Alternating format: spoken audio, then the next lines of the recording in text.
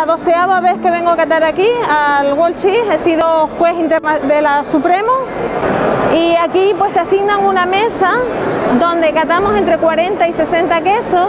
Los quesos son un máximo de 5 por categoría. Disfrutar de los quesos de esta tierra y de los quesos del mundo.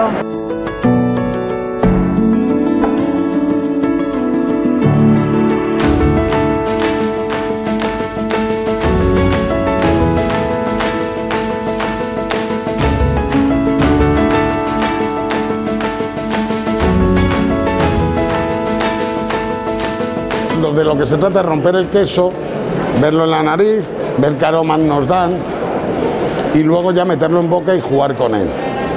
Meterlo por distintas zonas de la boca y saber qué gusto nos puede dar.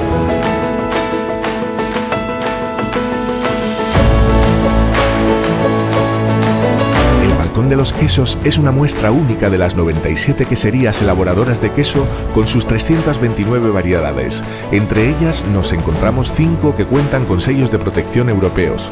Los quesos Cabrales, Gamoneu, Casín y Afuegalpitu gozan de la denominación de origen protegida, mientras que el queso de los Bellos está amparado con el sello de indicación geográfica protegida.